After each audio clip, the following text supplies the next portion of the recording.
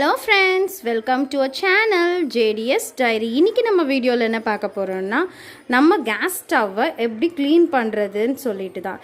இதுக்கு தேவை ஒரே ஒரு பொருள் தாங்க. அது வேற எதுவும் இல்லை. நம்ம வீட்லயே நம்ம யூஸ் பண்றது ஒன்று தான். நம்ம சோடா மாவு தான். இப்போ நம்ம இட்லிக்கெலாம் நம்ம இந்த மாவு வந்து யூஸ் பண்ணுவோம் இல்லையா, சோடா மாவு. ஸோ இந்த சோடா மாவு தான் நம்ம இதுக்கு யூஸ் பண்ணி க்ளீன் பண்ண போகிறோம். நான் ஆல்ரெடி 5 minutes இதை ஊற வச்சிட்டேன். இந்த மாதிரி நம்ம எங்கெங்கெல்லாம் பிசு பிசுன்னு இருக்கோ அங்கெல்லாம் கொஞ்சம் இந்த சோடா மாவை ஸ்ப்ரெட் பண்ணிவிட்டு, பிசு பிசுன்னு இருக்கு இல்லையா, ஸோ இந்த இடம்லாம் வந்து அதுக்காகவே நான் க்ளீன் பண்ணாமல் வச்சுருந்தேன் என்னோடய கேஸ் ஸ்டவ்வை. இன்றைக்கி வீடியோ எடுக்கணுன்றதுக்காகவே. இங்கே பாருங்கள், இந்த ஏரியாலாம் எப்படி ரொம்ப பிசு பிசுன்னு இருக்கா. அதுவும் இல்லாமல் இந்த ஏரியாலையும் நம்மளுக்கு வந்து ரொம்ப இருக்கும் இந்த ஸ்டவ்வு, இந்த இடம். ஸோ இங்கெல்லாம் வந்து நம்ம கொஞ்சம் நல்லா ஊற வச்சிட்டோம்னா ஈஸியாக நம்ம க்ளீன் பண்ணலாம்.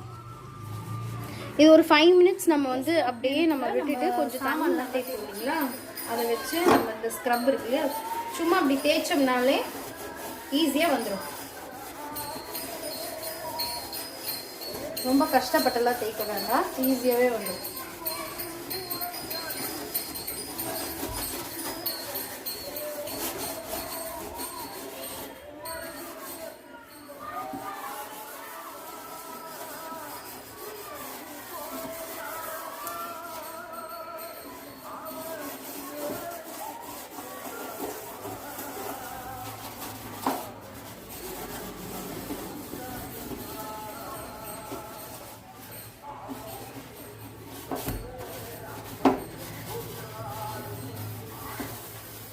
ஒரு வேஸ்ட் கிளாத் வச்சு இது நம்ம தொடச்சிடலாம்.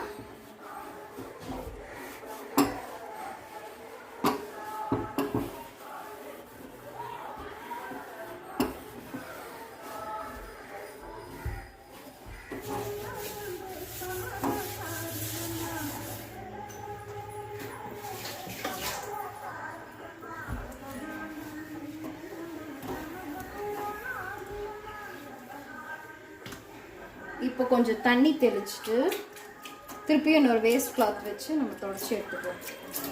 அவ்வளோதாங்க, முடிஞ்சிடுச்சு. இப்போ ஒரு க்ளீனான துணி வச்சு நம்ம நல்லா இந்த ஸ்டவ்வை தொடச்சிக்கலாம்.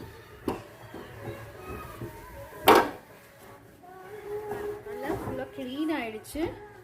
அவ்வளோதாங்க, ஈஸியாக ஒரு இப்போ நம்ம வந்து இது மட்டும் இல்லைங்க, எங்கெல்லாம் பிசு பிசுன்னு இருக்கோ நம்ம வீட்டில் அங்கே இந்த சோடா மாவை யூஸ் பண்ணி நாம் வந்து க்ளீன் பண்ணலாம். ஈஸியாக க்ளீன் ஆகிடும். ஒரு 5 minutes பிஃபோராகவே ஊற வச்சிட்டிங்கன்னா ரொம்ப சூப்பராக க்ளீன் ஆகிடும்.